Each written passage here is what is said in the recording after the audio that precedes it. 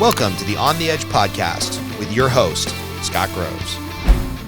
Hey guys, this is Scott Groves with the On the Edge podcast. I am here with a new friend, Blake Brewer. We've been interviewing a lot of people that I know at a pretty deep level, but this is actually one of the first times that Blake and I are speaking. And Blake is a mission-based entrepreneur. He runs a company where they coach dads to write at least one significant letter to their children. And tragically and sadly, the foundation of this business has a pretty sad beginning. And Blake, let's just jump right into it, man. First of all, thanks for being on the podcast and tell us the story about why you have this mission of being an entrepreneur that wants to talk dads into writing an important letter to their kids. Yeah, absolutely. Well, man, Scott, thanks for having me on today and having this conversation. You came well recommended, and I know you're doing a lot of good stuff. But yeah, I'm on a mission to help 1 million dads write at least one well-written, meaningful, lasting legacy letter. And I could have never in a million years thought that this is what my calling in life was going to be. But 18 years ago, when I was 19 years old, I just finished my freshman year of college, and we went on a family vacation to Hawaii. It was my dad, my sister, my brother, and I. And, we had gone to Florida before. We gone to Colorado, but this was like our pinnacle vacation. And the first day that we were there, we went to Hanauma Bay. And Scott, have you been to Hawaii? I've been to Hawaii, and after our first talk, I looked up that bay that can be beautiful yet tragic.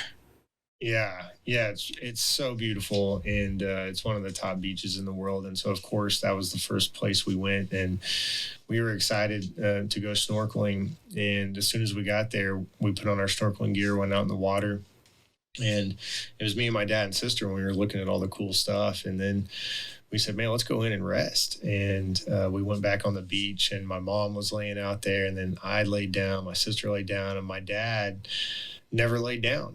He's like, man, we're in Hawaii. Like, I'm not laying on the beach. Like, I want to go back out there.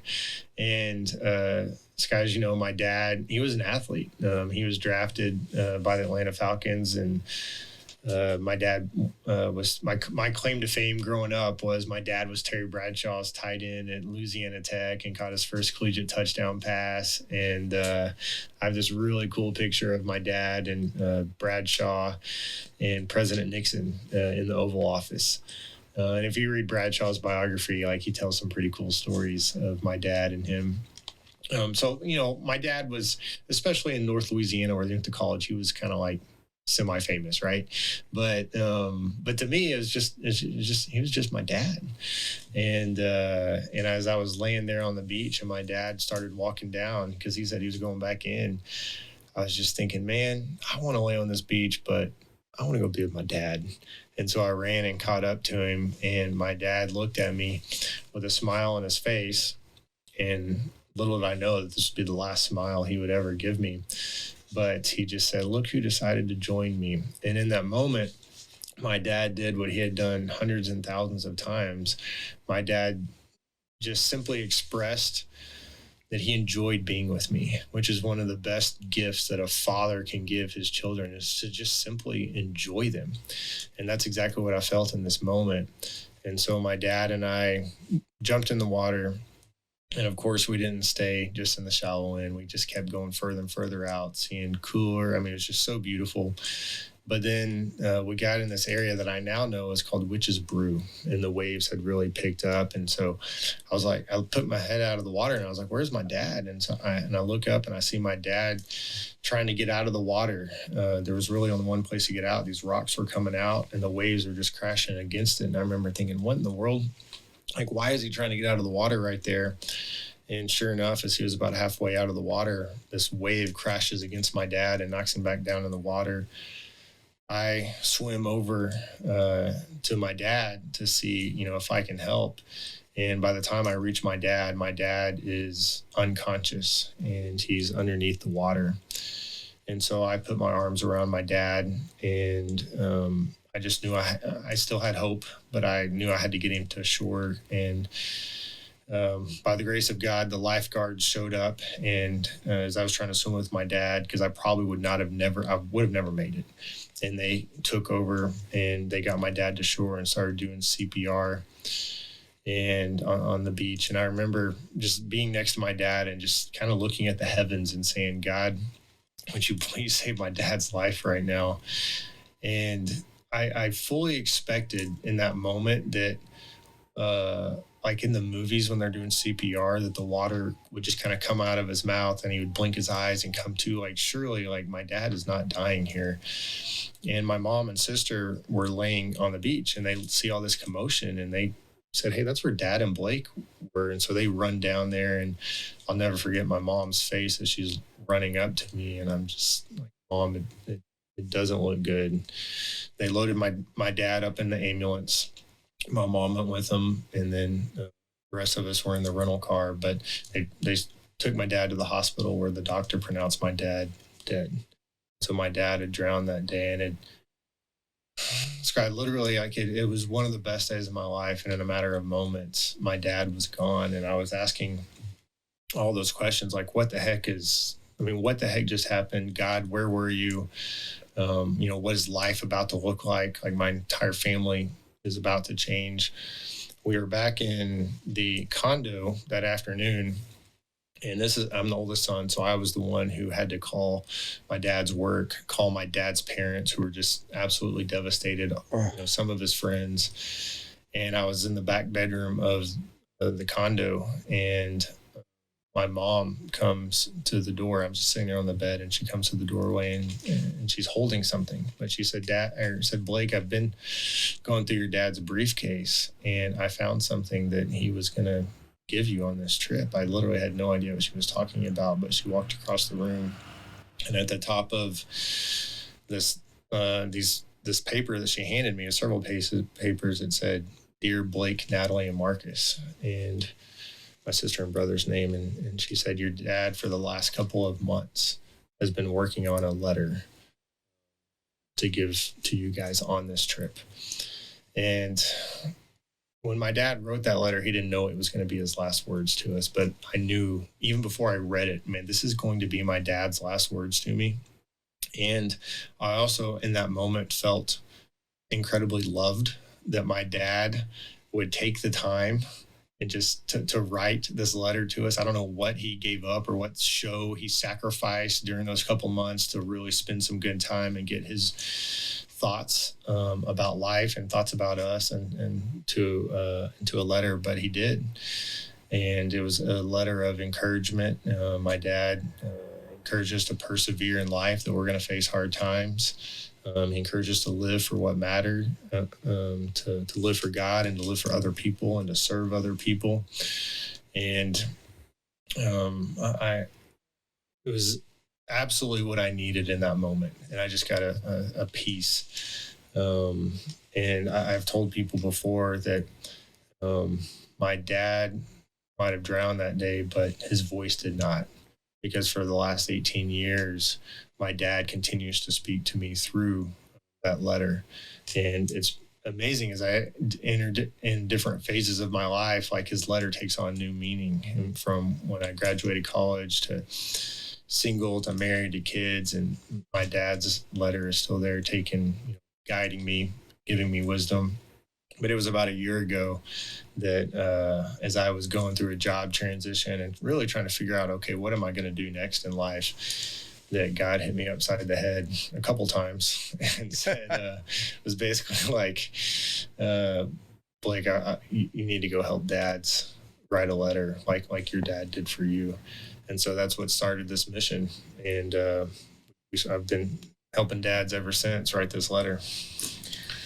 I mean, it's a pretty powerful story. I'm having to compose myself because it's pretty powerful, sad, tragic stuff. And I can't imagine. I have a strained relationship with my parents, but that's at 42 years old, after I've gotten a ton of value out of the relationship with them. I just can't imagine at 19 the shock of, one, losing a parent, but losing them unexpectedly right in front of you, And when you read that letter for the first time, are you still in shock? Are you dazed? Like, I can't even imagine being able to focus on the paper, you know, whether it's tears coming to my eyes or my brain just wanting to shut down. Like, I can't imagine being in that situation just a few hours later and even being able to focus on reading a letter. Well, yeah, and absolutely. I mean, I read the letter through once, and it's like, oh man, there's definitely parts of the letter that stood out. Um, but you're right. I was in a daze, and I'm like, man, what is going on? And so then, as I was reading that letter like multiple times every day for like the next weeks and months. But yeah, absolutely. I mean, it was it was a hard time for sure. But I will say this: that next year in my life, I grew and developed more as a person. Um, than I'd ever in my life and than any other year. And really it's pretty amazing because I would say most people would be experiencing so much pain that they would just be trying to escape that pain. And who knows, as I look back, like what I could have gotten myself into trying to escape that pain. But man, it was the exact opposite.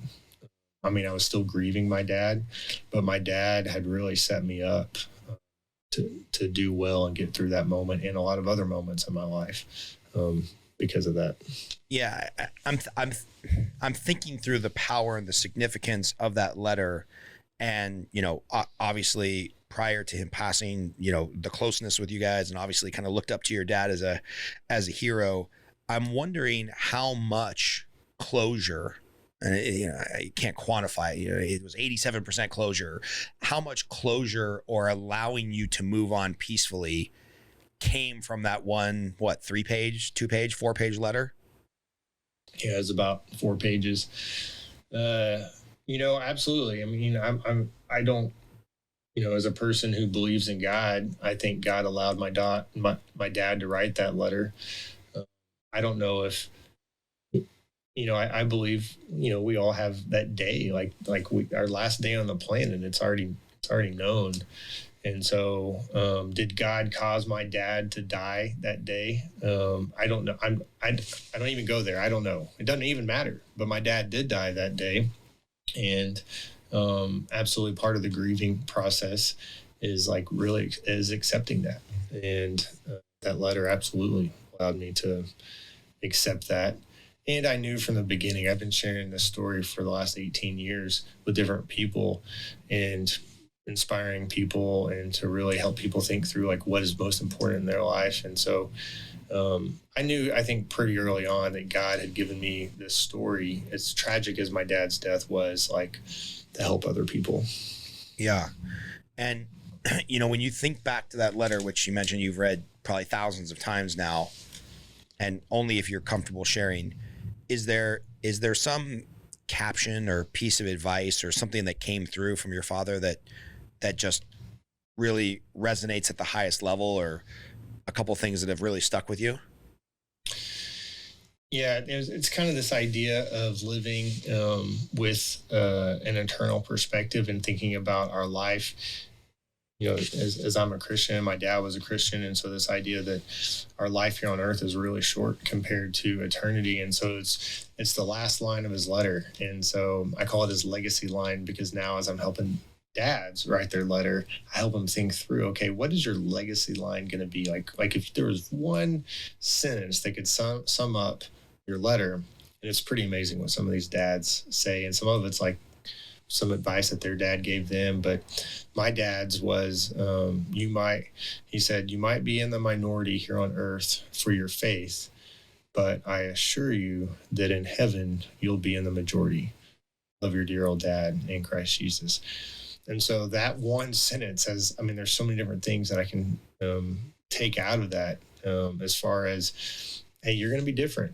Like and it's okay to be different. And I'm sure, Scott, you've experienced this in your life where it's like, hey, sometimes, you're doing different thing. You're working harder. You're doing a different job than what your friends are doing. You got to be different sometimes, and you got to do what you're called to do.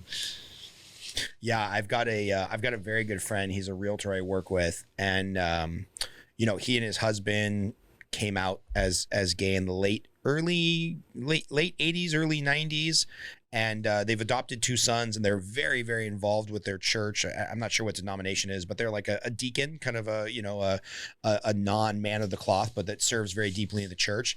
And they told me, they're like, talk about being in the minority. They're like, it was actually easier for us to come out as gay in the 90s than it was to come out as Christians who want to raise our adopted children in the church in 2015. And I'm like, wow, that really speaks volumes about the shifting dynamics in our country, which right, wrong, and different, whatever. I mean, it's just the world has changed a lot in the last 50 or 100 years here in the US. I'd be interested just to go back. You're now the elder statesman of your family at 19 years old, right? Like you're the man of the family, for lack of a better term. How old were your siblings, and what was their experience like? How did you latch on to help them? Like when a family goes through a tragedy, whether we like it or not, it's kind of the oldest male is usually expected to step up and help as much as they can. So what happens in that moment when you're obviously dealing with your own tragedy, but now you have two younger siblings? Yeah, so I was going into my sophomore year of college. My sister was going into her freshman year. My brother was still in high school. So that summer, I still had the rest of the summer, which I was planning to not be at home that summer. I canceled all my plans and stayed home that summer to be with my family. And of course, there's all those things that are immediately after my dad's death that you have to kind of take care of, and all this paperwork and insurance stuff. And I looking back, if I was in that situation now, I would have done it better. I was doing the best I could as a young, immature 19-year-old guy who could in no way replace my dad or fill in his shoes. And then, to be honest, when I went off to college, it was like, man, now I'm off at college. Like, there's only so much I can do for my family. And my sister was off at college as well. So it was my mom and brother that were back at home. But man, I would say that our family is as close as it's ever been to this day. And especially, I called them and I said, hey, look, I really feel like God is calling me to help dads write this letter, which is meaning that I'm going to have to be sharing dad's story with a lot of people. Like, are you guys okay with that? I called them last year, and they were like, man, absolutely. Like anytime you share this story about dad, and any dad that writes his letter to his children because our dad did that for us, like, man, that honors our dad's legacy. And so it's pretty cool because I'll get to tell them like different things that are happened several months ago. I can't remember if I shared this with you or not, but I ended up on the phone with the vice president of the Arizona Cardinals, and it was the most random thing in the world. I had posted a video on YouTube from that I had taken in 2013 of Kyler Murray in high school. And next thing you know, they wanted to use it for a clip for a documentary. And I'm on the phone with this guy. I'm like, what in the world am I doing on the phone with the vice president of the Arizona Cardinals? And we get to talking about what I'm doing, and I'm telling him about the mission that I'm on to help 1 million fathers write their legacy letter. And I didn't know him that well, and I was kind of nervous, but I said, hey, Tim, I would love for you to consider being one of those 1 million dads. I can help you write this letter. And his response was absolutely. And so him and I began to meet on Zoom, and I started coaching him. He's got a 12-year-old daughter, 10-year-old daughter. He's originally, I think he's originally from Pennsylvania. I can't remember.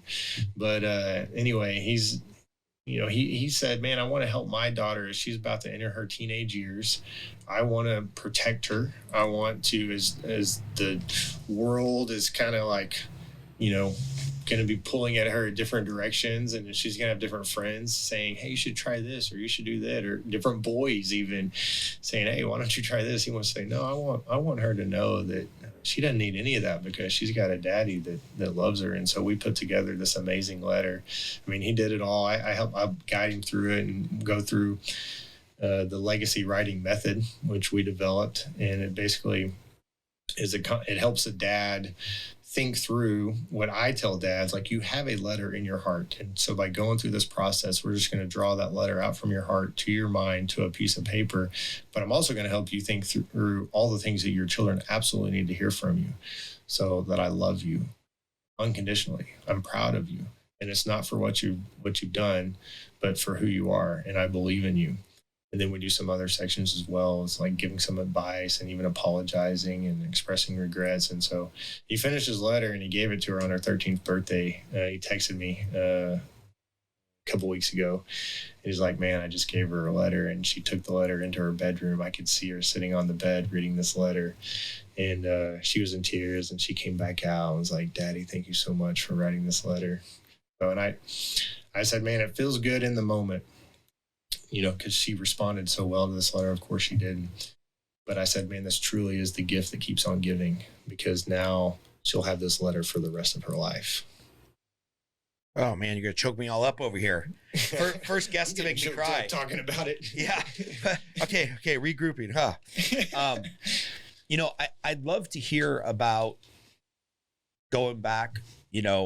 I think when families face tragedy or adversity or even financial hardship, I see it all the time in the business that I work in with people's finances. When one of those things occurs, it's very clear that some families become closer. And I hope I'm not putting words in your mouth, but I think you said your family's closer than they've ever been. I think some families get closer and they lean on each other and they become more respondent to each other. And, some families fracture and they can't handle with that stress or tragedy or financial hardship or whatnot. What do you think it was about your family, either growing up or the values your parents instilled or your faith or whatever it was? What do you think it was that, dealing with the most tragic thing you can, the sudden loss of a parent or child? What do you think it is that kept you together? Because, I used to be married to a speech therapist, and she worked with severely developmental delayed children.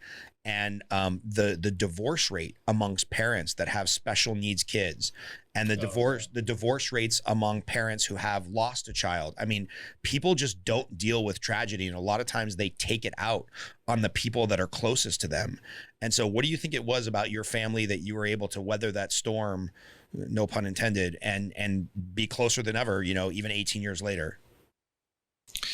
Well, let me be clear that my family was not perfect. My mom and dad were not perfect. My dad was not perfect, but nobody's is. Like every family has their own issues, and we were just like any other family. But when it came to that, but we really did. We were a close family growing up. I mean, we ate dinner together at the table almost every night, which I've come to find out that a lot of people don't do that. But we were at our table eating meals. We took a couple vacations together every year. And there's been moments where, like in high school, man, I was off doing my thing with my friends. And so it's not like, we're as close as we could have been looking back. But still at the end of the day, it was like, man, we still count on each other. Like, we're still family. And I think it also goes up just generationally. Like, my grandparents I had great grandparents on both sides, and they were also very invested in our life. My parents made sure I went and spent time with them every summer. I could spend a week with my grandparents. My other grandparents would take me camping. So, man, family, like, we were just, family was there. This past weekend, we do Easter down in Louisiana, and there's about 60 people there, all my cousins, second cousins. And I've spent Easter with those cousins for the last 38 years of my life. And there's just something there when, and I've done the research on this stuff too. Like, when someone has family and they're just can count on that, have those roots, and they're just grounded, like, they're just more successful and more confident in life when you have just that support system around you, just the people because family, I mean, they're that they're always there. And I always felt like that. Like, no matter what happens, man, my family's there. They're going to believe in me. And there was some tough love there. And there's, like, my granny was awesome. But and there was times she told me, that I need to get my act together, but it was purely out of love. And then there was times where she would tell me that, man, you're so good at this. And I knew she meant it because that's how she spoke. And it would just give me the confidence, like, man, I can go do anything. So yeah, growing up, the person I was closest with was my dad's mother. She unfortunately passed when I was a teenager. And like for my entire life, I will just remember when I'm feeling like a little bit on my high horse or I'm getting a little bit of ego, like her voice in the back of my head, like, oh, you're getting too big for your britches. Like that will come in and I'll be like, all right, I got to calm down on this Facebook argument. Or, there's always somebody bigger, better looking, richer, has a nicer watch, a nicer car, contributes more to society. So every time I'm feeling pretty good about myself, I picture my grandma be like, hey, don't get too big for your britches and like just make more impact, do more good, work harder, make more money. And I'm just like, all right, nose back to the grindstone, because grandma would tell me not to get too big for my britches. And it's crazy how that stuff sticks. Well, absolutely. And you just hit on a really tough thing. Like we have that inner voice, and our inner voice is shaped by, like, for one instance, like in that situation, like your grandmother telling you that, like it keeps going back to that. And so our family and our upbringing absolutely shapes, the thoughts that we're having. I love what Kobe Bryant's dad told him. So Kobe Bryant shared this story about a year before his death. But when he was 12 years old, he was playing summer ball, and he did not score a single point the entire summer. And Kobe was so frustrated at the end of the summer. And he shared in this interview, he's like, yeah, I wasn't even any good. And that's why. But he didn't score a single point. And his dad came up to him at the end of the season and put his arm around him and said, Kobe, I don't care whether you score 0 points or you score 60 points. I'm going to love you no matter what. And Kobe Bryant said that was the best thing his dad could have ever told him, because it freed him up to go fail.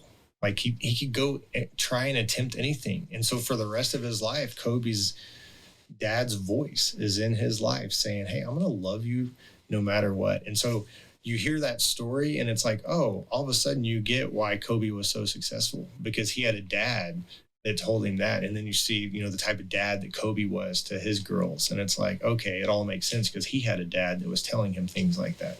Right. And I want to ask, because you've brought it up a couple times, how your faith, one, helped you through this, and then two, call it a calling from God to now make this your life's work and turn this into your profession and your daily grind. I can't help but think, how do you square that circle of you're a Christian, you're a man of faith, that came through in a very important way, the legacy line in the letter your dad left you. But your dad's also not here. I mean, age is undefeated. We all have our time. But I'm just wondering, as somebody who grew up in, I call it the Diet Coke of religion. I was Presbyterian. It's like, it's kind of religion. So I was, baptized as a Christian, grew up going to church camp every summer. I find myself having arguments in defense of religion all the time, even though I'm not a particularly religious guy. Like, how do you square that circle of, yes, I believe, and yes, horrible things happen? Yeah, well, one of the things that I tell people is that God never promised that my dad or any of us are going to live to be 80, 90, 100 years old. And so I think just having that thought, man, I'm grateful that I had a good dad for as long as I did. When a lot of people don't even know their dad or don't have a good dad. And so, yeah, I lost my dad at 54, but man, I was able to, because of my faith, I think, get to a spot where I was thankful for what I did have. But absolutely, like we see every single day, that there are bad things that happen and people do bad things. And that's why one of the reasons I'm so excited about this mission that I'm on, because as we look at all the issues in the world and how, there's sorry people out there, right, that are doing sorry things to people.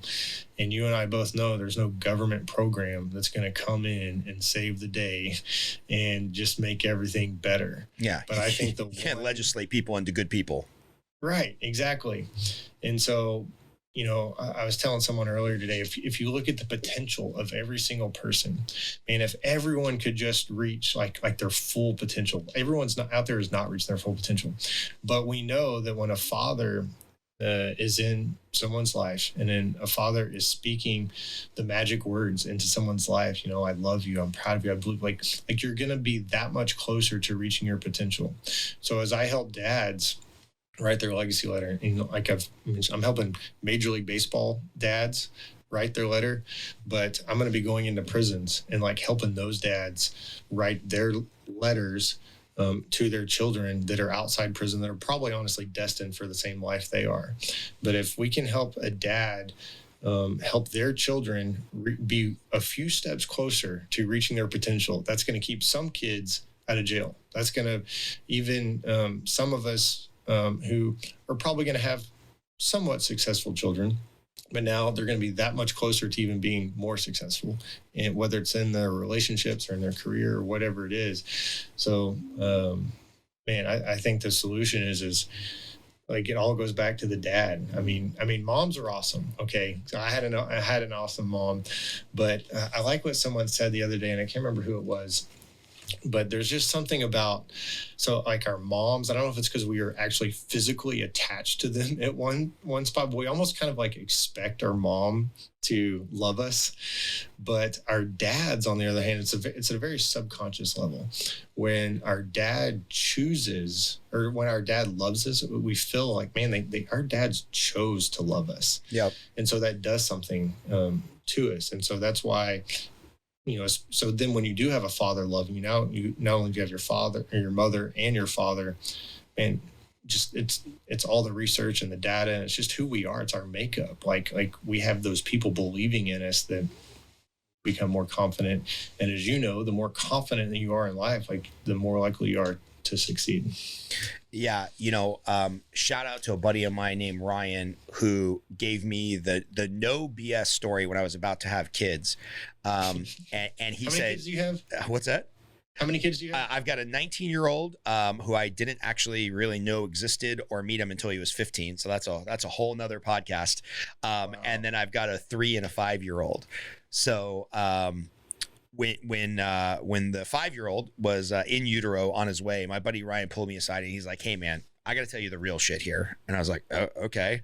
He's like, "This whole like love at first sight, yada, yada, yada, doesn't happen for a lot of men." He's like, babies born, like women are attached to them. They're breastfeeding. It came out of their, out of their vaginal canal. It's like they are forever deeply connected to that child, no matter what. They're like the first year, maybe 2 years of your life, you're going to feel like you're the worst father ever because you're just not connected in the same way that your wife's going to be. Men, despite some people who would like it to be this way, men still can't breastfeed, right? Like men just don't have that same maternal attachment. He's like, but he's talking kind of first person. He's like, if you're anything like me, you'll be like, oh my God, what am I doing wrong? Why don't I have these certain feelings? He's like, and then at some point, it might be 6 weeks, 6 months, 2 years. He's like, at some point, it just all clicks where, yeah, like the child makes a conscious choice to love you and you make a conscious choice to love the dad. And I'm probably butchering this all wrong and I'll get canceled by somebody because we're saying this stuff out loud. Like you can't even say there's a difference between men and women now. But I do agree with you. There's almost like this subconscious, like, oh, mom had to love me. She's there for the whole racket no matter what. But dad, chose to love me or invest in me. And I 100% agree with that sentiment. Well, yeah, absolutely. I really resonate with what you're saying because I think our firstborn, she's 5 now, but when she was even a couple months old, my wife was like really concerned that I wasn't like being a good father and like I wasn't taking this thing seriously. And I'm like, well, what more do you want me to do over here? Like, I'm like, the baby sleeps and you feed it and then it poops and I'll change a diaper when I need to.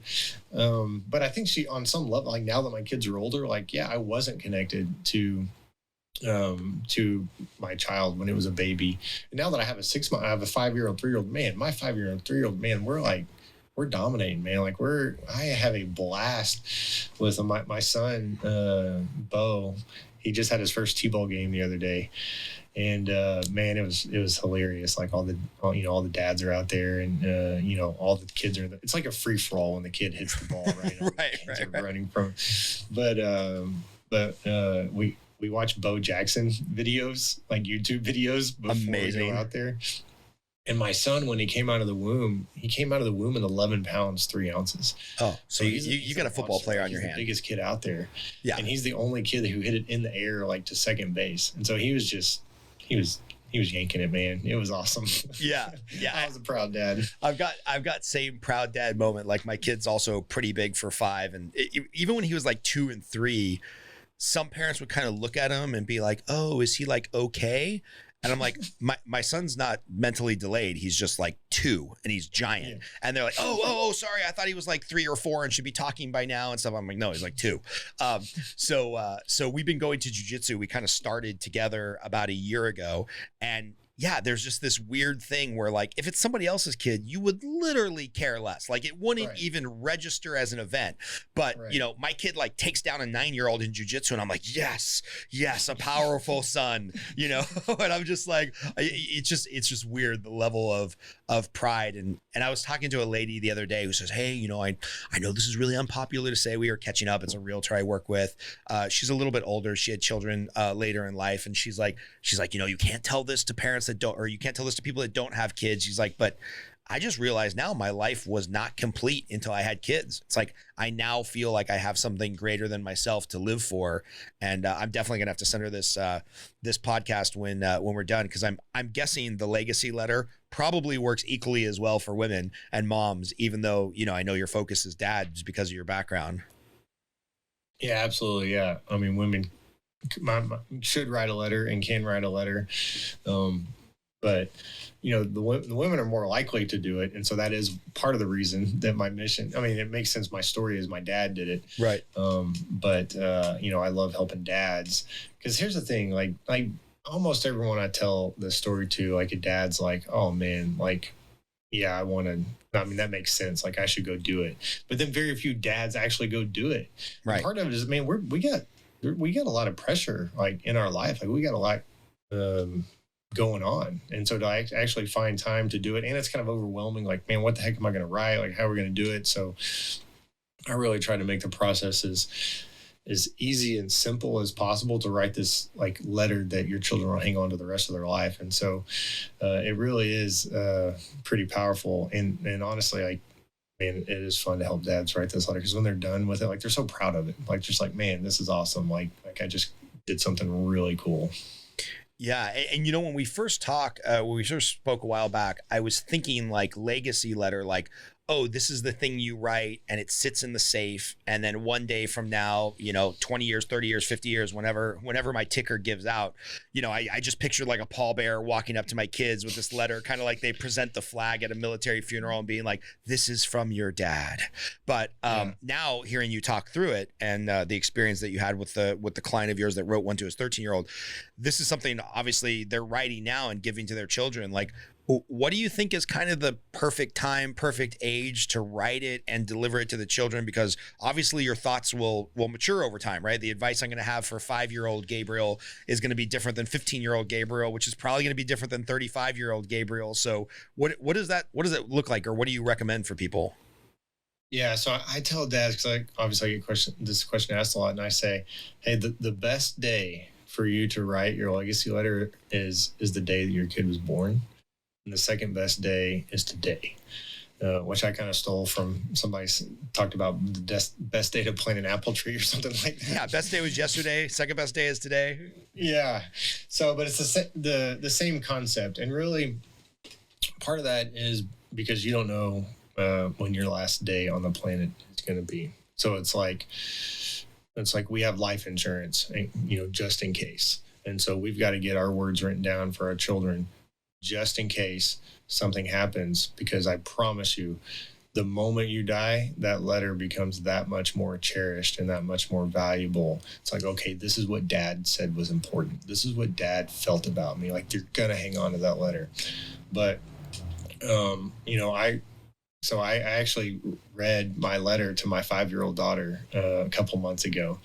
I was like, man, I'm just going to go read this to her. I know it's not all going to make sense yet, but I'm going to go read it to her. So we were sitting in our bed one night and I read it to her, and man, I'm like, I'm like breaking down in tears. I'm like, I've like poured my heart out in this letter. And, I'm wondering, like, I wonder what Gracie Kate is thinking right now. So we get to the end of the letter, and she kind of looks at me and she said, Dad, can you read me the princess book now? And I was like, oh man. But then the next day, she went up to my wife. We were at the dinner table, and she said, last night, Daddy read me a special message, and I want him to read me that special message tonight. And we were like, what is she talking about? She's like, oh, the letter. So she was paying attention to it. But she really wanted Frozen. She really wanted Frozen, but she got the letter. Yeah, right, exactly. But what my message to dads is we're facing more competition than ever to get our voice into our children's life. Like, the most important thing our children need is our voice in their life. And we want to be the ones to shape their identity and tell them who they are, not the rest of the world. And, if you think about 100 years ago, 200 years ago, who were the voices that were in someone's life? You were like in some little farming community, and it was like you absolutely were only listening to like your family and maybe the other people, a few other people. And now children on average are spending between 7.5 to 9 hours a day on social media. And so wait, what? Did you hear me? Yeah, no, I heard you, but I don't think I heard you, because that sounds crazy. Yeah, it sounds crazy. Like, I had to look it up in different places. 7.5 to 9 hours a day on the internet, on social media, listening to people that we would never even trust with a child. But then that person now has a voice into our children's life. And so our children, like never before in history, have all these different people speaking. It's very noisy out there. And so I tell dads, I was like, man, our children need to hear us, and so we've got to do whatever it takes to get our voice to cut through all of that noise so that our children can hear us. And we got to go old school here. We're going to write a letter. It seems old school. It seems simple, but we've got to do what it takes to get our voice into our children's life. And I think writing a letter, is the best way. I mean, obviously, verbally speaking, saying it, but when you write it, it's very clear. Like, it's right here. They heard it. Sometimes you talk to people and, I don't know if I know this happened to you because it happens to everybody, and maybe with your wife or whoever, but it's like, wait, I told you that. And they're like, no, I didn't. You didn't say that. No, yes, I did tell you that. Right. It's like, well, when you write it out, like, man, it's written down. And so it's the same way with the letter. Like, you write it out, and it's there and it's lasting. Yeah. Yeah. And this whole process really resonates with me, because I'm kind of like that, like grand facade type of guy. I'm like, oh, let's take immediate and massive action. Like one day I was just talking to my buddy Chris here, who's our audio producer. And I was like, yeah, Chris, might be cool to have a podcast. And it's like 3 days later, we've ordered $10,000 worth of shit. We're like, we're building a podcast in the garage. My wife literally came home and she's like, what happened to half the garage? I'm like, don't worry about it. We're kind of doing a thing. And then she's like, what are all these Amazon boxes? And then she runs to the computer and looks at our Amazon cart, and she's like, what did you buy? And I'm like, don't worry. We're starting a podcast. It's going to be okay. I definitely needed a third job, because like, why not?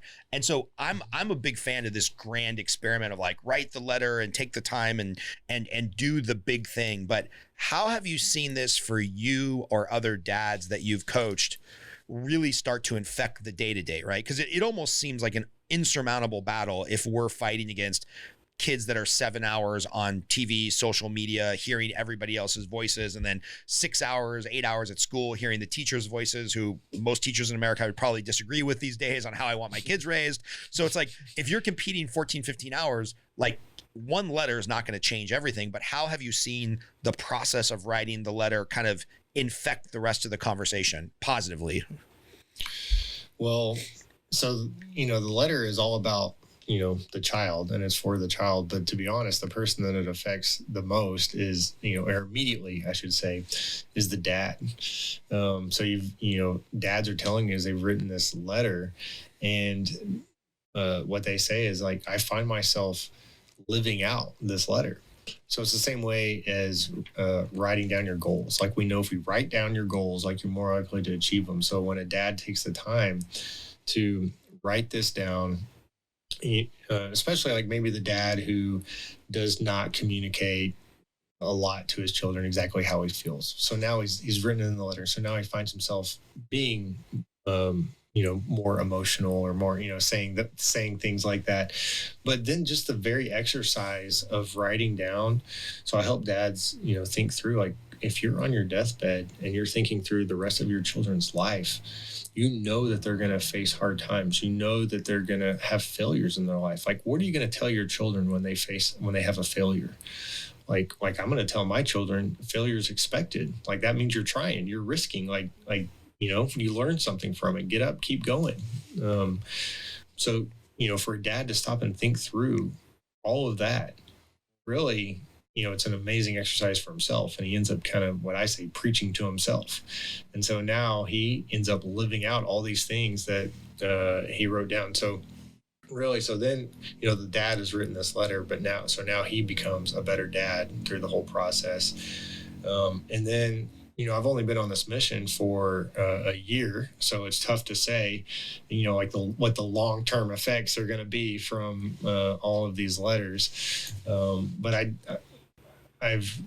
people are definitely telling me these stories of how they feel so much closer, and their children feel so much closer to them now, and it's opened up the door to be able to discuss some things that they had never discussed. I'm helping one dad right now.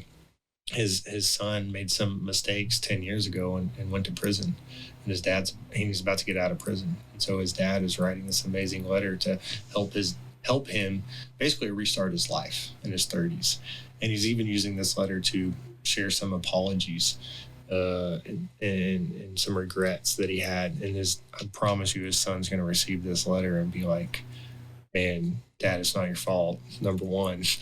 And his dad, I can't wait for him to finish this letter and give it to his son. So amazing. But you're talking about this, this dad whose son had some turmoil and did some prison time, and now writing the letter to help him reboot his life. Talk to me a little bit about the dads that you've encountered. I'm sure they run the spectrum, right? To traditional nuclear family, wealthy. Obviously, if you're the vice president of a major sports team, you're probably doing pretty well for yourself, all the way to, maybe some people that are lower on the socioeconomic scale and have experienced some prison time, or the new fathers you're going to be talking to in prison. Like, is the experience kind of all the same for everybody, where it's just like it's deeply connected, or is there differences based on the dads? Like, what has your experience been over the last year on kind of the coaching side of it? Yeah. So, I mean, at the end of the day, every dad wants to see his children do good and be good. It's like a guy that I'm talking to right now. He was born in Mexico. He's a Mexican guy, frames houses, works like a dog, man, and to provide for his family. And he told me, I said, so is your son going to be a framer with you one day? This last week we were talking. And he's broken English. He said, no way. He said, I'm hoping my son goes to school and, becomes a doctor one day. And so, we all want the best for our children. And we want, doesn't matter where you are in life or, what you do, man. And I think part of it too, I'll tell you this, there's a lot of dads. I don't know if you've ever heard this concept of a father wound. No. But it's this concept that none of us have a perfect father, and so our father has come up short in certain areas, and so our father has wounded us in some way. And so obviously, if there was something like traumatic that happened, like if you had an abusive dad, like that's obvious. Okay, I have this wound from my father, but it could be something where maybe someone had a dad, or maybe you didn't have a dad at all. Like that's a father wound, but maybe your dad was not emotionally there and didn't maybe say the words that everyone needs to hear. Or maybe it was, just like these little traumatic things where maybe your dad just told you, hey, you're not that smart, or, you never get it right. You always mess up. And so that creates trauma in our life. And so we're kind of getting into some psychology here, but, and asking ourselves the question of, man, why do I do what I do, what I do? Like when I have an argument with my wife and I find, there's been times in my marriage where I'm like, my wife will say something and I'll like jump, and by jump, I mean, I get defensive and I like lash out at her. And I started asking myself, like, man, why? Like, why am I getting defensive on that? Like, why does it bother me? And so, when we have those areas in our life that we're like, that aren't 100%, that we're like, man, why am I doing? Why do I act this way? And we have to ask, like, it's probably a wound from our father. And so one of the things that I help dads do as we write this letter is I help them think through their own father. Like one of the exercises is actually to write a letter to themselves from their father. And it's the letter their father never wrote them. And like, what do you wish your father would have told you? And of course, this is an exercise like, it kind of goes deep, right? And there's some healing that happens. And I also have a lesson on forgiveness as well. And then also part of the exercise too is to think through, man, I wish my father would have said this, so I'm going to make sure and say this to my children. Right. But I tell dads, as we all have wounds from our fathers and from maybe other people in our life, but you have to realize that we're probably causing some wounds in our own children's life. Like I'm over here, like I'm reading all the father books. I'm trying to be the best. I'm coaching other fathers, and I know I'm probably screwing up my children in some way, and I'm wounding them. But I want to do the best that I can to help those wounds become scars and heal up. And so we have wounds. So I'm loving this process because it's helping dads with their own wounds become scars, but they're also helping their children's wounds become scars. I have a friend, his name is Victor Marks. He's somewhat of a well-known guy on social media, and he does some really cool stuff around the world. He's rescuing women and children out of sex slavery, and he's done some other really cool stuff. But his story is that when he was 25 years old, so his dad had not been involved in his life at all. He kind of knew who his dad was, but his dad was like just not good. So at 25, he gets this letter in the mail, and the letter starts off. It's from his biological dad, and it says, "Dear son." And Victor is like, "Dear son? The heck is this guy for him to call me son? Because this guy is like the worst guy ever, and he can't believe he even called me that." Well, his dad writes this letter, and it's basically a letter of, "Hey, I've turned my life around." He actually said, "I'm a Christian now, and I've realized I was the biggest jerk to you ever. I was a horrible dad. I wasn't there for you. And basically, will you forgive me?" And Victor ended up, long story short, forgiving his dad. They began a relationship together. His dad died several years ago, but they became best friends. And Victor, at that point, he had been in the Marines, and he was struggling with a lot of PTSD, and he had a lot of trauma in his life that he was, acting out and doing a lot of different things. But his dad's letter not only helped him have a relationship with his dad, but started a journey of healing in his own life. And now I already shared, like, he does some amazing work around the world. It all started with his biological dad writing him a letter when he was 25 years old. Man, it's some powerful stuff. And, we touched on it a little bit, that there's this weird psychological thing, maybe even more so with men, of like, dad, chose to invest in me, love me, whatever the case may be. What do you think it is about that dad relationship? It's funny, when I was getting ready to have kids, it was kind of unexpected. My wife and I were married about 60 days before she got pregnant. I was, oh, whoops, forgot something. So she got pregnant, and I was like, I kind of wasn't sure if I was going to have kids. And so I started asking everybody, hey, what's your best advice as a dad? Yeah, I want to write a book on this one day, like 365 days to be a good dad, because I got so much great feedback on, what it means to be a good dad. So I would just ask dads. I'd be like, hey, what's the best thing you're doing right now if your children are young? And if your children are older and grown, what's the best thing you did do? And I remember I completely blindsided this one agent who was older in life and must not have been a great father. And he goes, I learned way too late in life that your job as a father is to be your daughter's first love and your son's first hero. And if you do that, everything else will turn out okay. And it just like hit me like a ton of bricks. I never even did a deal with the guy because we ended up just talking about being a dad for the rest of the like hour that we were on the coffee appointment. And I think it just hit us both so hard. It's like, oh, this is going to be weird to have like a business conversation now about did the appraisal come in at value or not. And when he said that, it really struck me. And I'm like, oh, what is that special space, that special relationship between a father and a son where it's like, yeah, it's your job to be that kid's first superhero. Like I want as much as my son loves the Hulk and Black Panther, I really want him to look up to dad as like a hero. And I mean, has any of your journey helped explain that or any of the books that you've read? Yeah. Well, the first thing that came to mind when you're talking is just this this idea of who we are and our identity. And so I think it is really hard for a dad to be a good dad in our culture. And we struggle with that.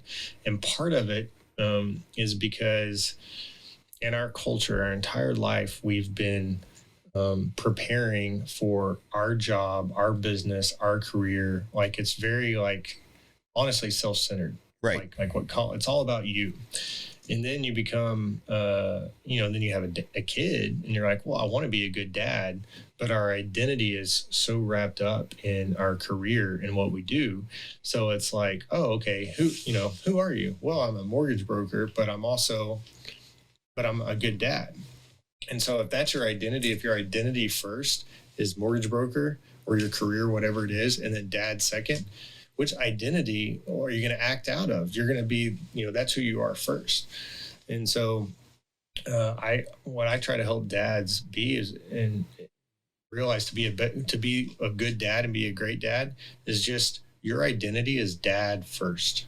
You may be husband first, but then dad first, and then your career is second. And if your identity is, man, like, who are you? Man, I'm a dad. Like, I'm a good dad. Like, that's who I am. This is what I do. Then you'll be a good dad because that's who you are. It's kind of like, do you know James Clear in Atomic Habits? Yeah, awesome book. Yeah, great book. And I really love the chapter where he talked about someone trying to quit cigarettes. And you remember this? And he talked about, I can predict if a guy's going to be able to quit cigarettes or not because he's got person A, person B. Person A says, oh, man, don't give me that cigarette. I'm trying to quit. And then person B says, oh, I'm not a smoker. I'm not a smoker. Yep. Because his identity had changed. He said, I'm not a smoker. And so he'll act out of that identity. I'm not a smoker. So why would a smoker smoke? Because I'm not a smoker. Yeah. And so our identity of who we are is so important. And so we really have to take on that identity of, man, I'm a great dad. Like this, I'm an amazing dad. And so as you take on that identity, and so some of it, it's like I do like a daily exercise, like a reminder, like, man, I write it down. Like I am a great dad. I have a deal in my phone and my calendar. So at 5:00 every day, it says, man, what would the world's best dad do right now? Because that's what I am. I'm the world's best dad to my family, not to your kids, but to my family. I'm the world's best. So what would he do right now? Because that's who I am. And so it's just a little bit of a reminder in my calendar. And so then I go act out of that. Yeah. Oh, that's huge. That's huge. And how are you living that out, right? What does that mean to you? Just practically. Yeah, just talking to Blake. Forget about the mission. Forget about all the other dads that you're coaching. What is being the best dad in the world to your family? What does that mean to you? Man, it's hard, and I struggle with it every day. But for me, it is being in those moments when I am with my family. So I mean, I've got to work like anybody else. And so, but when I'm not working, I want to be fully present with my family. And so I have realized that I can't, like my biggest struggle is my phone. And me too, brother. Me too. A new post on Instagram, which anyone who wants, I try to post inspiring dad stuff at the endurance_. but don't follow it when you're trying to hang out with your family. Yeah. But so I want to check that, or maybe a tech, whatever. And what I realized is that I literally cannot even have the phone in the room. Like if it's over there, I'm just like thinking about it. I'll just walk by. I'm like, oh man, I got to Google search this real quick. Yeah. And then I'll go get on my phone. Next thing you know, I'm on that thing for 15 or 20 or 30 minutes and I'm not present with my family. And so I literally have to go put my phone in my truck and shut the door, and it's just out there in the garage. And now, it's actually unbelievable, because when you know the phone is not even an option, it's like, well, what else am I going to do? I guess I'll hang out with my family. Right, crazy. And so I'm just like fully present. I'm fully there, and I'm sitting there wrestling with my son, or we're going out in the backyard, and you know, or my daughter, she's doing the ballet stuff, and I'm just fully there with her, engaging with her. But you know, what's the movie that came? It says it's Social Dilemma. Social Dilemma, yeah. That talked about like how they're trying to make us addictive or whatever. Yeah, trying. They've done it. It worked. Yeah, and so now I'm not embarrassed to admit that I'm addicted to my phone, because it's like, oh yeah, we all are, and that's what they're trying to do to us. And if you remember that some of those interviews, some of those executives, they're like, yeah, I don't give a phone to my children. Yeah, I turn my phone off. Like I don't, you know, because they know how addictive it is. Right. When the C-level people at Apple are like, yeah, I would never give my kid an iPad. It's like, whoa, that's quite the testament to your product there. Pretty crazy. Yeah, you know, you have these moments as a father that in the moment is funny, but then you reflect on it and you're like, ooh, that's a real blow to the stomach on the commentary of who I am as a dad. You know, we took Gabriel out one night to sushi when he was like 3.5 or 4. By the way, don't take your kids to business trips early. Not because it's not a bad thing. Like, I'm very impressed with how my 5-year-old can act around adults, but he doesn't want to go to Chuck E. Cheese. He wants to go to sushi. And so 5-year-olds, you know, devouring sushi is a lot more expensive than Chuck E. Cheese, but I digress. So we went to sushi and he was being really good. I mean, we were sitting there for 45 minutes getting fish, and my wife and I were talking and whatnot, but he was starting to get a little bit bored. So about 45 minutes or an hour in, I gave him my phone so he could watch, I don't know, Fireman Sam or something on YouTube. And then I turned to him to ask him a question because I wanted to re-engage him in the conversation. He picks up the phone, gets away from the table, starts walking away, and he's like, Dad, leave me alone. I have a meeting call. And I was like, in the moment, it's hilarious, but I'm like, oh, that's clearly learned behavior. How many times have I looked at my kid and picked my phone over my kid and be like, hey buddy, just a minute, I got a meeting call, you know? And, you know, to your point, we have to work, right? So when the kids are getting ready for the school in the morning, they know that we have our daily call at 8:30. So they'll be like, oh, daddy's getting on the meeting call. And it's like, I want them to see me working hard, but I also don't want them to think like, oh, I can check out from the family whenever I want because I have a meeting call. And it's just like, that punched me in the gut really hard. And that was a wake up call that like, oh, I've got to leave the phone behind more often than I bring it with me, because it's affecting the relationship with my kid. Oh yeah, absolutely. And we're sending them messages even when we realize we're not sending them messages. Like when I talked about my dad, when he just enjoyed being with me, and he didn't even maybe consciously know what he was doing, but it was just such a strong message. And so now I'm like, and I've caught myself, because I haven't done it at times perfectly, where it's like, man, I just chose my phone over my daughter. And like, what message am I sending her that I love that, you know, she doesn't know what I'm looking at on my phone. You know, I can justify it all day long how important it is, but all she knows is, you know, daddy doesn't want to be with me right now, or doesn't love me, or, you know, whatever it is. That's the, you know, in a 5-year-old's mind, that's the message she's receiving. Yeah. Yeah. I've kind of laughed out loud because I have talked to some parents who have, you know, preteens or teenagers, and they're like, yeah, my kid's always on that fucking device. They're always on the phone, da da da da. And then I'm like, well, that's weird, because you and I are sitting here having lunch and you've checked your phone 37 times. I wonder where they get it, you know? And I just can't even imagine, you know. I'm just kind of, I'm either laughing out loud if I'm really close to them, or I'm laughing internally if I'm not that close to them. I'm like, yeah, you just can't even imagine where they got it. Like, you can't even be present for 7 minutes in a coffee appointment. It's tough. I do think we have an amazing opportunity. I was on a college campus for over a decade, mentoring students. Like, that was my job. Oh, what did you do prior to this adventure? It was a campus ministry. So I did a lot of leadership stuff. I mostly worked with fraternity guys. Some guys on a football team. And man, every year that went by, so part of my job, especially at the beginning of the year, I was going to the cafeteria. I was just meeting freshmen, like just getting to know freshmen. And man, these guys and girls too, like could not hold a conversation hardly. Like they did not know how to interact with me. And then I'd get, these guys, I'd have like these big like dinners at my house, like we had 600 people in my backyard one year. And these guys could not even go talk to these girls. I'm like, go talk to those girls over there. And they could not do it but they could text them all day long.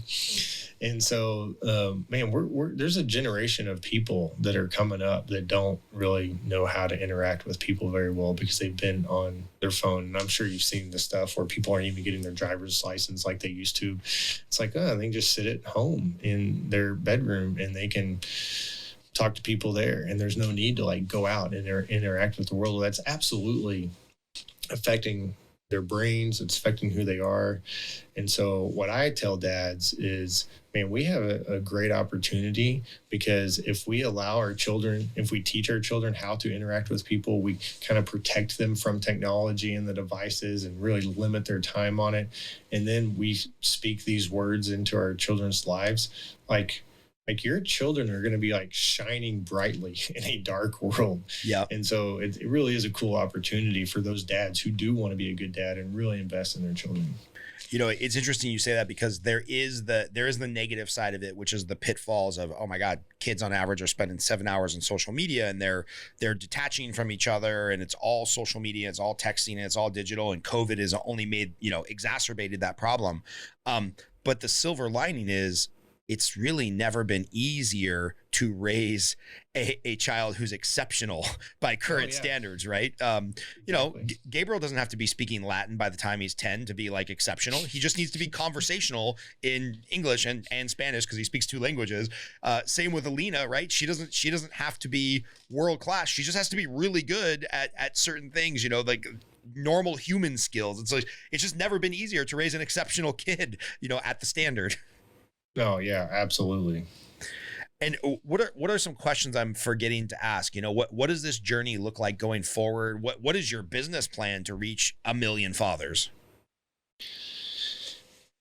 Yeah, when we started this thing, I've got a wife and kids, and my wife's over here like, wait, what? Like, how are you gonna provide for our family? You're gonna help dads write a letter? How do you monetize letter writing? Because that seems like a dying industry, right? You're like, who writes a letter anymore? 90% of what I get in the mail is junk. Exactly. And so she didn't quite see the vision for it. I told her, like, hey, look, if God is in this thing, he's going to take care of us. And so I don't know exactly how it's going to work out, but man, it's been unbelievable how it's starting to work out. So obviously individuals, it's $147 to go through the online course. So individuals are signing up. But we started to partner with different businesses. And really that's what I probably get most excited about, is more of the business to business sales. And so I spoke to a group of 10 financial advisors yesterday. And I shared with them my story and just said, hey, this is my mission. I want to help dads write this letter. And I love serving people. And they were like, absolutely. Like, we have these clients. We're trying to build more trust with our clients. We're trying to show them that it's not just all about the money. And so I didn't even know this term, but they said we were looking for non-revenue products for our clients. And this is like a bullseye. Like, right. So we're putting together a package for these guys. And so we have a deal going right now. So normally a package for, let's say, an advisor or broker or a real estate agent or an insurance agent who has clients who wants to buy a license agreement for all of their people to go through the program. So like Dan in St. Louis, he bought a license agreement, and now he's got his own custom landing page. It's like my standard landing page with all my stuff, but it's got his picture on it, and it's got a promo code, and I've got like a video just for his people, and it says $147, but his people get it for free. So he gives it out to people as a birthday gift. Hey, I was thinking about you today, and he loves giving it to people because they're like, man, this is an amazing gift. Like no one else is giving a gift like that. And obviously the dads who have now written that letter because of him, like they're eternally grateful. Like, man, like thanks so much for helping me do this. I would have never done this if you wouldn't have done this. But he's even getting like brownie points with the people who don't sign up to write the letter. They're just like, man, that's just cool that you even thought to send me this. Yeah. I'm thinking about this, like estate planning attorneys, financial professionals, they're so caught up in the minutia of how do we plan the estate and how much are you saving for the future and what's the life insurance. And, I've seen it firsthand. Financial planners go through a 4-hour planning session on exactly how much money would you need to replace yourself if you died and you paid for this and you had this standard of living and cost of inflation. And it's like this whole financial plan. And then does anybody really ever stop to say, and by the way, with all this money, are you prepared to leave some advice? Because that's really what you're talking about, right? This legacy letter of like, here's some advice to go along with the letter.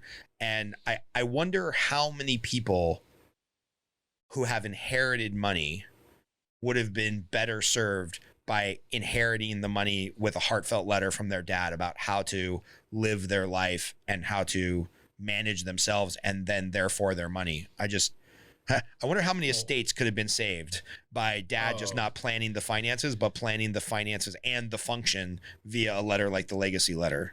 Well, you and I know that money does not solve all of your problems. If you're, you see that story all the time. I mean, my father-in-law was a wealth advisor with J.P. Morgan. If you had $10 million or more, you met with his team, and he was basically trying to help these people save their hard-earned money from the government, number one. But then he would see these children who did not work hard for the money.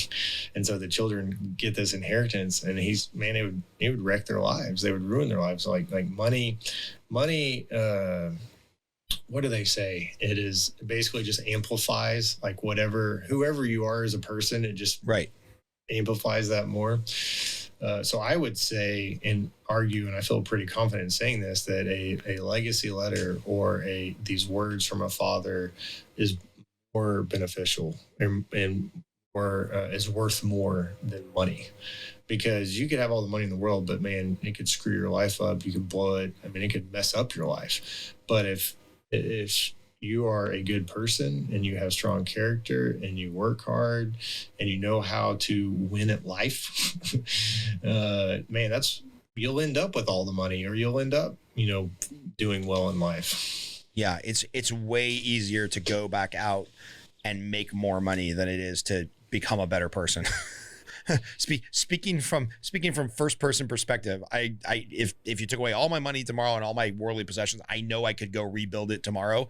It would suck real bad, and I wouldn't have nearly as much energy as I did in my 20s and 30s maybe. But you can always do that. But changing a habit as simple as like, hey, I'm not going to drink Diet Coke anymore. That's real hard. It's real hard to change who we are and what our habits are. Maybe I need to identify as the type of person who doesn't drink Diet Coke anymore. I'm just not a Diet Coke drinker. Go back to the atomic habits. Yeah.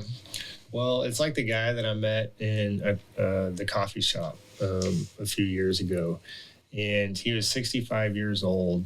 He had been really successful in life. He told me what neighborhood he lived in. He was the CEO of a company, like big house, but he was also sharing with me about his children. And they were in their 20s. They were all having all kinds of issues, getting into problems.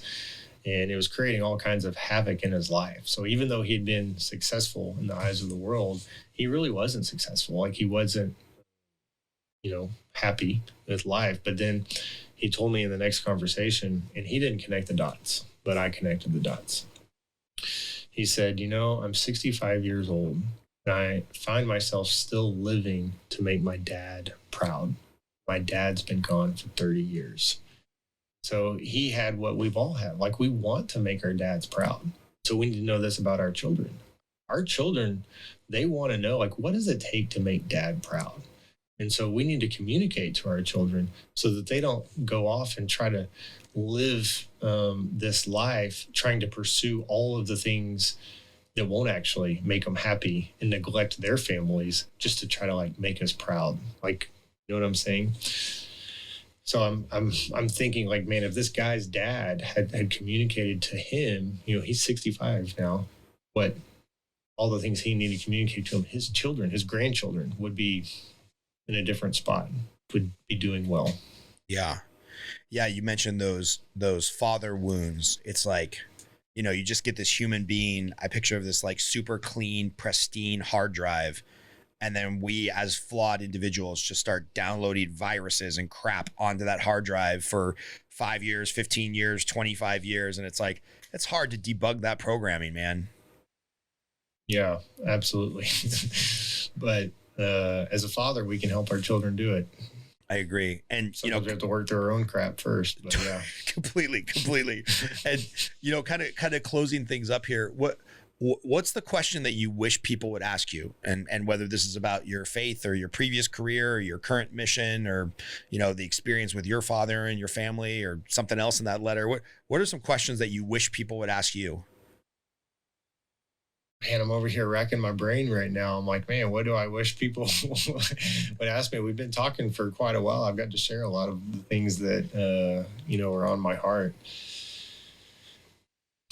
Man, I don't have a good question. I really can't. I'm stumped. I can't even think of anything. All right. I mean, I'm sure there are, but I don't have anything. Well, I got one final question for you, and it's a hypothetical, and it's kind of weird, and it's totally unfair. It makes me sad to almost ask it, but hey, I will not be. I'm not offended by any question. No, it's not offense. You ask away. It's what peace do you think it brought to your father in those final moments, knowing that letter was written? Oh, yeah. I mean, it's a weird thought. It's a weird thing to think through, right? Like, because my dad was drowning. It's like, man, could he even like think through? But I just had to know that there had to have been a sense of peace. Just like, hey, I'm glad I got that letter done. And it's like a dad that just wrote a letter to one of his kids. And so some dads like write a letter, just one letter to all of their kids, which is what my dad did. But a lot of dads end up writing, like they kind of started to everybody. And then they say, you know what, I'm going to individualize this a little bit more.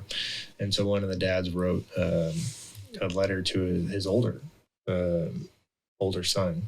And he gave it to him, and I said, okay, let's get, for your daughter, you got to write this letter. And I was like, yeah, okay, I'm going to work on it. I'm busy. I got a lot of things going on, but I'm going to get on it. I'm like, look, man, you better finish this letter, because if something happens to you and your son got a letter and your daughter didn't get a letter, that's going to hurt her. So, but absolutely, I mean, any dad, and my dad included, right, finishes this letter, like they're going to have a sense of peace.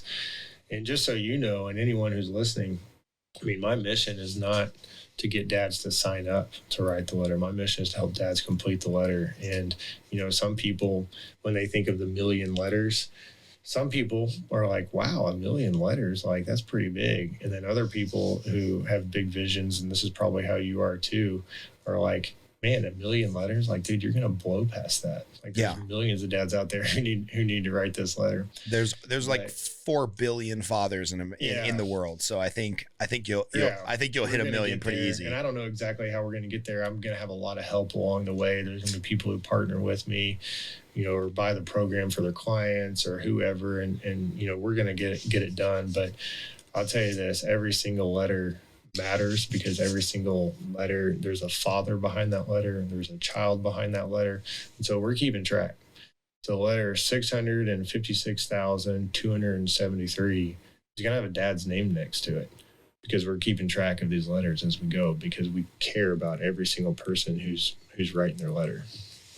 Man, I think that's the way to end it. Where do obviously we'll put all your contact information in the show notes, but where do people find you if they want to learn more about you, if they want to interview you for their podcast, or obviously start the journey of writing this legacy letter?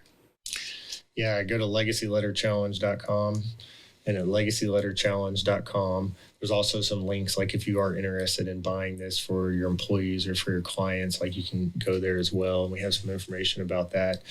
But I would love to help anybody. I'd love to help any dad write their letter. That's awesome, man.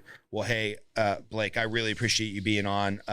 Maybe when you hit certain milestones, like letter 100,000, letter 1 million, we can have you back on and kind of just learn a little bit more about the journey you're on and the dad you're helping. Yeah, that would be fun, man.